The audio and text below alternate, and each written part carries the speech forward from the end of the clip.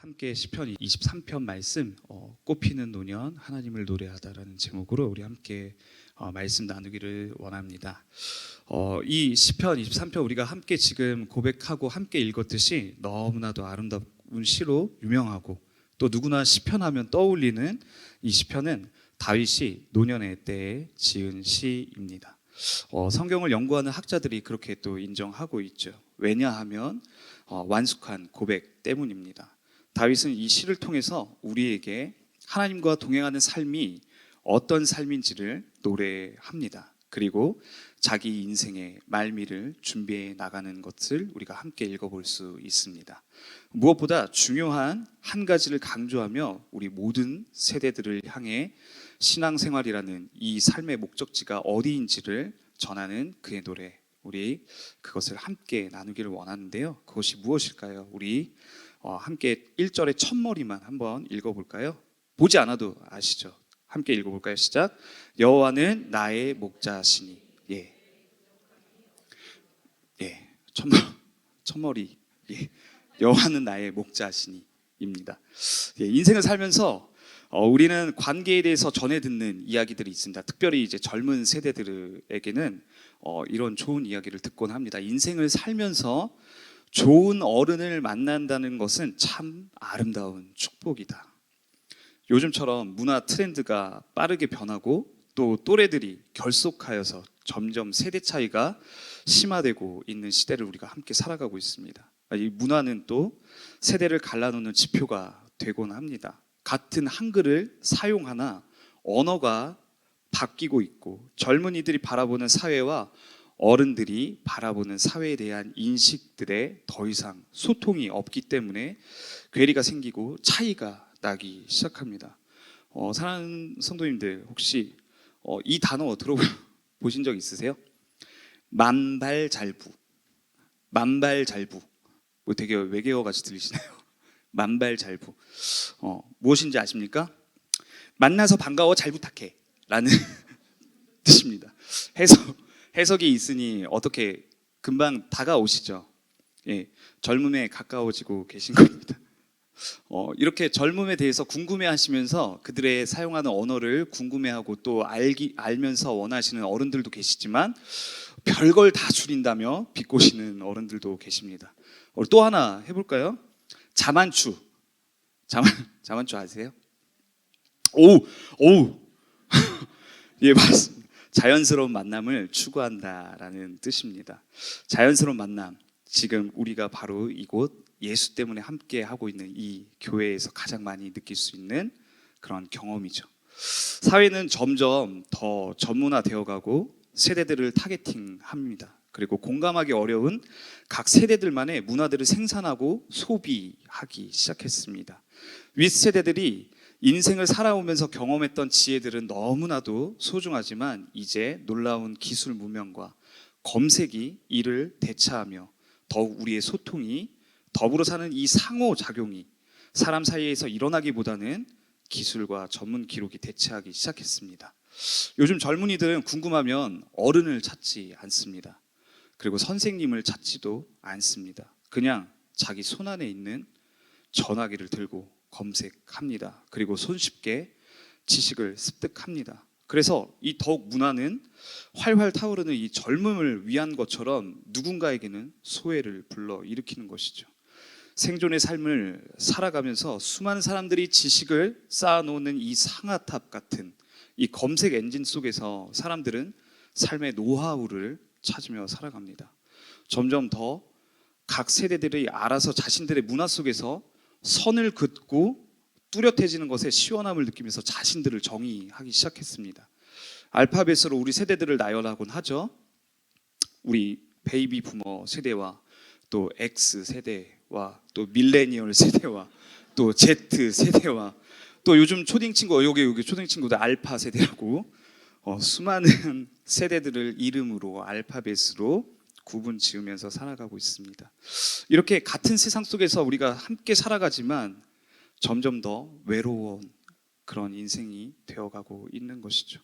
그리고 그 중심에는 교회도 예외가 되진 않습니다. 우리 교회는 참 감사하게도 이 지역의 일반 교회들보다는 다음 세대, 즉 젊은이들이 제법 됩니다. 넘치는 것은 아니지만 그래도 우리 사회가 점점 고령화되어 가고 있지 않습니까? 그래서 교회도 점점 늙어가고 젊은 사람들은 하나님을 찾지 않고 자신들의 결핍을 채울 수 있는 훨씬 더 실용적인 것들을 추구하기 시작했습니다. 이미 이러한 삶의 방식이 우리가 지금 이 자리에 모여서 예수께서 가르쳐 주시는 삶의 방식으로 초대될 때 이미 우리는 거절과 거부를 많이 느끼고 있습니다. 그리고 우리 성도님들의 가정에서도 그 거절들을 경험하고 계실 겁니다.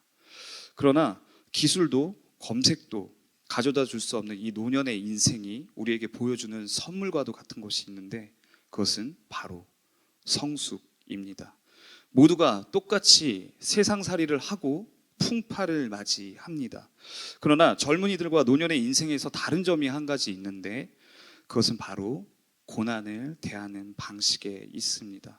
밀려오고 부딪혀오는 고난이라는 파도 앞에 때로 휩쓸려서 정신을 못 차리고 좌절하고 허물을 느끼며 방황하는 삶 속에서도 중심을 바라볼 수 있는 풍경이 그들에게 소유되고 있는데 그것은 하나님을 소유하고 하나님으로 살아낸 노년의 세대들에게 있다라는 것입니다. 불안의 파도를 매일 부딪히며 살아가는 젊은이들에게 때로 선물과도 같은 이 좋은 어른을 맞이하는 그러한 공동체 안에 이런 세대를 넘어서는 우정이 우리 안에 이루어지기를 소망합니다. 그리고 곁을 내어주는 어른들의 품에 과감히 들어가 보는 그런 친밀함이 우리 하나은혜 교회에 일어나길 기도합니다. 오늘 선물과도 같은 이 노년의 때를 살아가는 우리 성도님들께 하나님을 선물하기를 원합니다.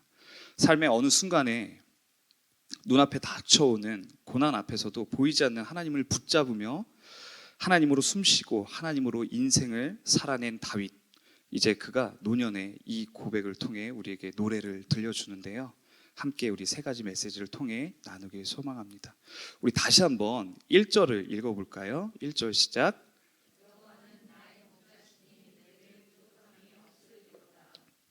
아멘. 노년에 노래하는 하나님, 그 첫 번째 메시지는 여호와가 우리의 목자 되신다입니다. 우리는 시편 23편을 읽을 때 감동합니다. 그리고 만족합니다. 그러나 어떤 초점에서 우리가 만족하는지를 여러분들 혹시 자기 스스로를 바라보실 때가 있습니까? 우리의 마침표가 찍혀진 이 구절이 첫머리가 아니라 후미에 있다라는 사실에 있습니다. 내가 부족함 없는 것이 훨씬 더 중요한 것이죠. 수없이 많은 믿음으로 살아가는 삶 중에 여호와 하나님과 이 관계 속에서 우리가 하나님이 내게 어떻게 하시는가에 주목하며 우리가 신앙생활을 살아갑니다. 그분은 내게 부족함이 없게 하시는 만족을 주시는 분이야. 그래서 내가 여호와께 만족해. 현대사회의 문화가 발전하고 경제활동인 가운데 꼽히는 산업이 있는데 그것이 무엇인지 아십니까? 서비스업입니다. 우리는 돈을 내고 받는 서비스에 익숙한 시대를 살아갑니다. 그리고 내가 받는 서비스에 일희 일비합니다. 이곳은 돈이 아깝지 않을 만큼 서비스가 좋아. 거긴 서비스가 별로야. 짜다. 이런 서비스는 내가 당연히 상품을 경험하는데 필요한 권리가 되었습니다. 그래서 돈을 사용했을 때, 상품을 체험했을 때 느낌이 중요해졌습니다. 이런 서비스 문화에 익숙해진 우리에게 잃어버린 시야가 있는데 그것은 바로 내가 하나님을 경험하고 그가 내게 어떻게 하셨는지에 초점을 두게 하였다는 것이죠. 다윗도 그의 인생에 제일 주목하고 또 화려했던 그 시기, 하나님은 어떻게 되었는지를 우리가 볼 수 있습니다. 우리 함께 사무엘상 17장 37절 우리 함께 읽도록 하겠습니다. 시작. 또 다윗이 이르되 여호와께서 나를 사자의 발톱과 곰의 발톱에서 건져냈은즉 나를 이 블레셋 사람의 손에서도 건져내리시리이다.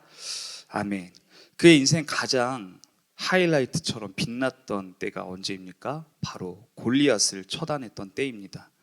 그는 반전을 이뤄냈습니다. 연약한 소년이 3m가 넘는 거인을 무찔렀습니다. 모두가 환호했고 모두가 소리쳤습니다. 그리고 모두의 영웅이 되었습니다. 그런데 그 빛난 순간은 영원하지 않았다는 것이죠.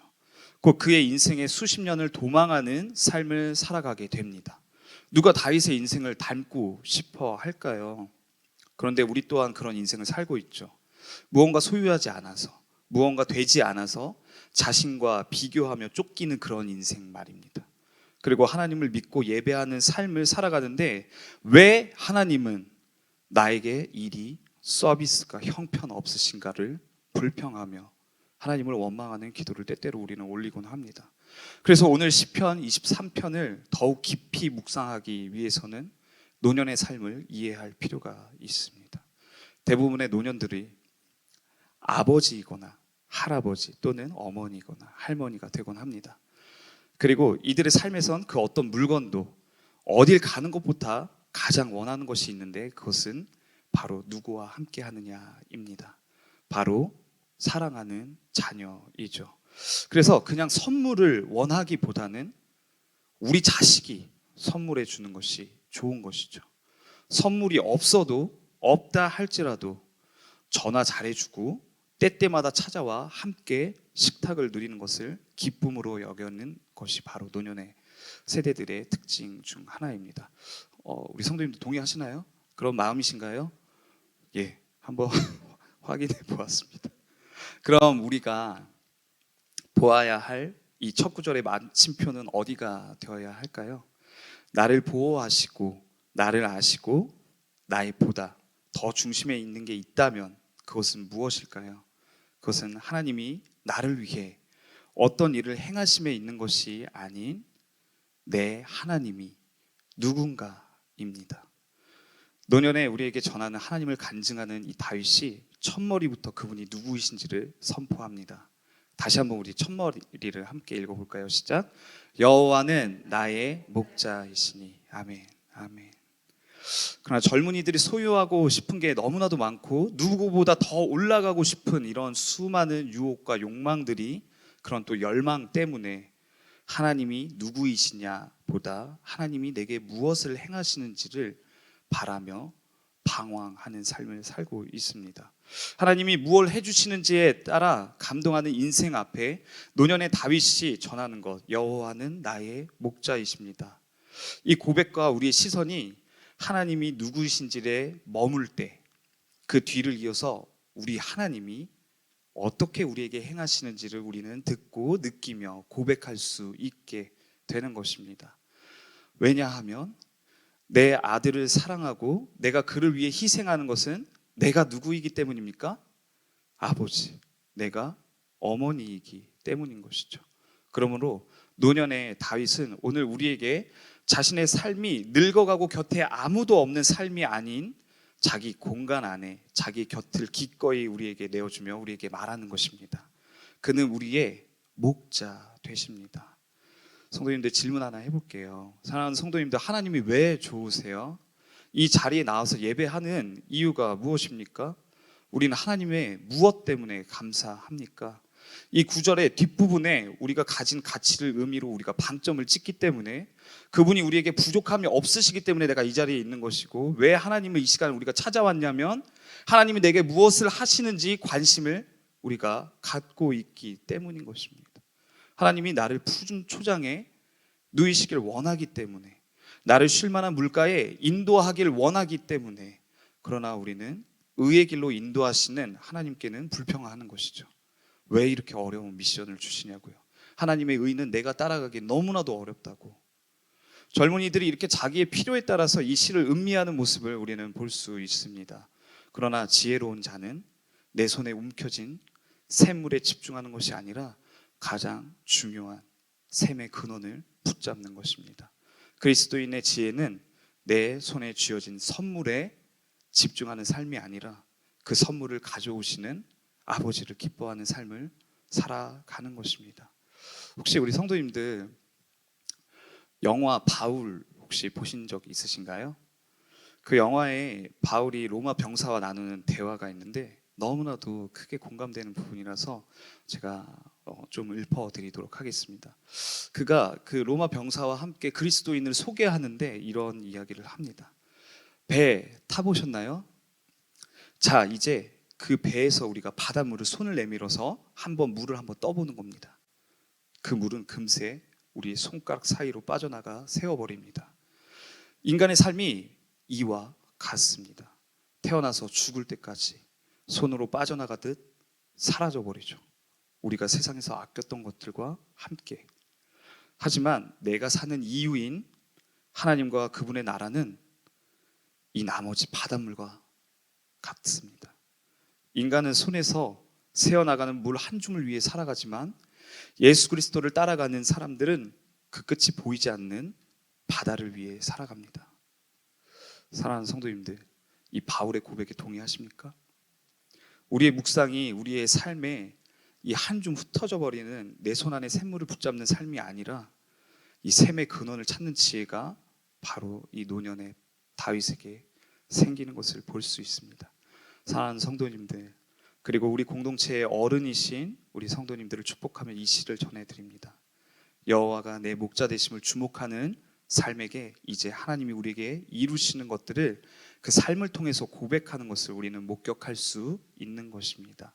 현재 내 삶이 누군가와 같지 않다 할지라도 목자 되신 주님과 함께 있는 것이 곧 푸른 초장이요 쉴 만한 물가가 되고 음침하고 두려움이 서려 있는 곳에서도 나의 보호가 되시는 하나님을 우리가 주목할 수 있게 되는 것입니다. 우리 젊은 세대들에게 하나님을 선물하시는 우리 좋은 어른이 되어주시는 공동체 되기를 간절히 소망합니다. 노년이 노래하는 하나님, 그 두 번째 메시지, 원수의 목전에서 우리에게 잔치를 여시는 분이십니다. 우리 함께 5절을 읽도록 하겠습니다. 5절 시작. 주께서 내 원수의 목전에서 내게 상을 차려주시고 기름을 내 머리에 부으셨으니 내 잔이 넘치나이다. 아멘. 우리는 살면서 성숙에 이르지 못할 때 때때로 미숙한 성품이 관계에 흠집을 내고 또 서로가 원수가 되는 경험을 관계 가운데서 살아갑니다. 그런데 젊은이들은 이 원수의 목전에서 하나님께 바라는 것이 무엇일까요? 젊은 사람들. 예, 저도 인생을 살면서 참 많은 원수들을 만나봤는데요. 예, 저는 이 말씀을 묵상할 때 원수에 대해서는 하나님께 요청했던 건 무엇이었을까? 저 원수를 해결하는 것이었죠. 내 눈앞에서 저 자식 좀 치워주세요. 다신 보지 않기를 원합니다. 그런 끊어지는 것들을 하나님께 원했던 것 같습니다. 그리고 그런 기도를 주님께 간절하게 올려드렸죠. 저 인간만 없으면 제가 살 것 같아요. 젊은 부부들에게도 그렇죠. 요즘 너무 많지 않습니까? 남편이 남의 편이에요. 저 옆편네만 없으면 주님이 살 것 같아요. 그러나 노년에 하나님의 사랑과 또 열망이 무엇인지 깨닫게 된 이 노인이 이야기하는 것이죠. 원수의 목전에서 내게 잔치를 베푸시는 것을요. 우리가 요즘에 아침에 묵상하는 마태복음에선 예수님이 이 삶을 통해서 잔치를 여시는 하나님을 우리가 함께 바라볼 수 있는데요. 우리 마태복음 9장 9절과 10절을 함께 읽어볼까요? 시작. 예수께서 그곳을 떠나 지나가시다가 마테라 하는 사람이 세간에 앉아 있는 것을 보시고 이르시되 나를 따르라 하시니 일어나 따르니라. 예수께서 마태의 집에 앉아 음식을 잡수실 때에 많은 세리와 죄인들이 와서 예수와 그의 제자들과 함께 앉았더니 아멘.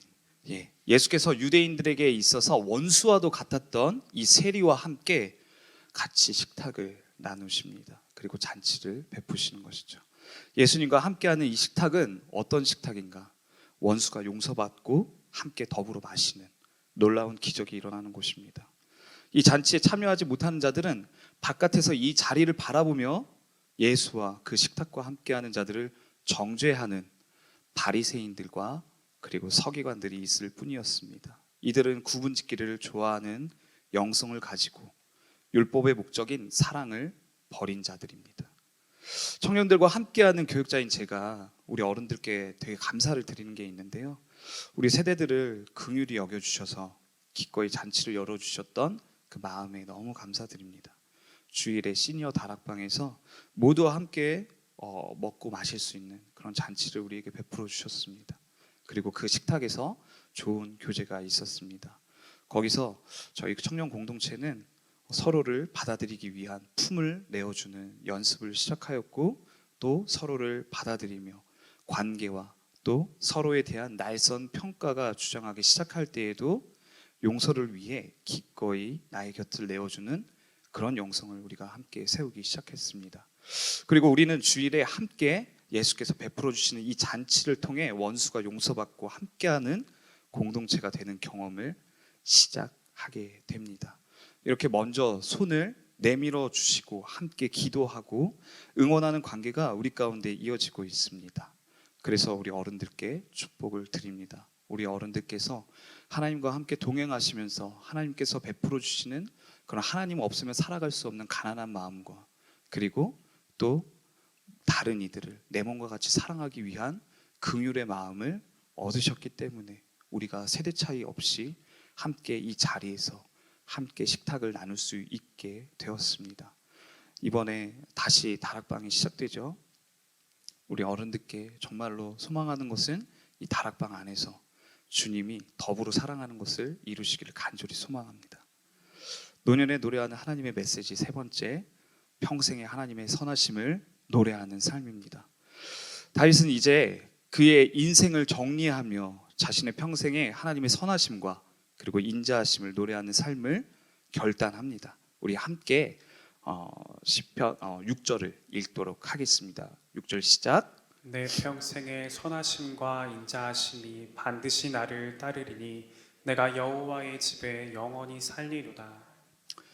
아멘, 아멘입니다. 노년은 이제 죽음을 준비하는 세대입니다. 다윗은 자신이 숨쉬는 동안 하나님의 선하심과 인자하심을 흔들리지 않는 마음으로 우리에게 고백합니다. 그리고 여호와의 집에 영원히 살 것을 소망합니다. 소망은 바라는 것에 실상이 이루어지는 것을 뜻합니다. 그는 영원히 주님과 함께 살기 위해 자신의 인생을 그 마지막을 준비합니다. 그리고 지금까지 우리에게 하나님의 마음에 합한 자로 우리가 지금 그를 기억하고 있습니다. 사랑하는 성도님들, 혹시 죽음 앞에서 사람들에게 어떤 말을 듣고 싶은지 혹시 생각해 보신 적 있나요? 오늘 나의 죽음이 그리고 나의 죽음을 함께 애도하고 주님을 찬양하는 공동체에게 듣고 싶은 말이 있다면 혹시 무엇이 있나요? 저에게 잊을 수 없는 그 죽음의 현장에서 감동했던 한 시간들이 기억나서 그 이야기를 하면서 오늘 말씀을 좀 정리하려고 합니다. 교회에서 가장 중요한 사역 중 한 가지는 바로 장례입니다. 장례는 교회의 중요한 사역입니다. 죽음을 통해서 단순히 위로를 전하는 것뿐만 아니라 하나님의 나라를 전하고 그리고 우리가 앞으로 들어갈 하나님의 집을 그 천국을 소망하는 그런 소망을 가질 수 있기 때문에 장례는 그 가정에게서도 중대사이지만 교회에서도 함께 하나님으로 사는 소망을 전하기 위해 중요한 사역이 됩니다. 저에게 2살 터울이 있는 남동생이 있는데 장례 지도사입니다. 아직 제가 목회자 후보생이었던 시절 저는 사역을 위해서 성도를 위로하는 그런 사역을 위해서도 이 장례를 경험하는 것에 고민이 있었습니다. 그런데 제 동생이 제가 사는 곳 가까이 병원에서 장례를 치르게 되어서 제게 전화하며 제게 권했습니다. 같이 입관 준비해 볼래? 입관하기 전에 장례 지도자는 시신을 염하는 시간을 갖습니다. 깨끗하게 그 시신을 씻기고 생전에 생기 있는 모습을 위해서 이렇게 이쁘게 화장도 합니다. 그리고 시신을 잘 쌓아서 관에 안치합니다. 그리고 가족들을 불러 입관을 진행합니다. 그 입관식을 경험하신 우리 성도님들 잘 아시겠지만 관을 닫기 전에 함께 마지막으로 인사를 나누는 시간들을 우리가 갖습니다. 가족들이 인사말을 전합니다. 상실감이 차오르지만 그래도 먼 훗날을 위해 약속하며 개인적인 이야기들을 합니다. 그런데 제가 생전 관계도 없었던 이분들의 죽음과 마지막 헤어짐을 바라보며 제가 울음이 터지기 시작했습니다. 가족들이 살짝 당황해합니다. 왜냐하면 저는 그 집례를 도와주는 도움이었으니까요. 근데 꼭 사연 있는 사람처럼 보였나 봅니다. 제가 꽃을 들고 덜덜덜덜 떨면서 눈물이 막 흐르기 시작하는데 왜 그랬냐면은 이 죽은 이의 친구분이 이 떨리는 목소리로 마지막 인사를 건네는데 그게 이제 제 마음을 흔들고 그리고 제 눈물을 터뜨렸던 겁니다. 그때 감정이 갑자기 또 이렇게 올라오는데요. 그분이 이제 그 친구 누워 있고 또 죽음을 맞이한 그 시신에게 이렇게 이야기합니다. 친구야, 고마웠다. 친구야, 사랑했다. 친구야, 우리 빨리 다시 보자. 제가 꽃을 들고 흐느끼기 시작합니다.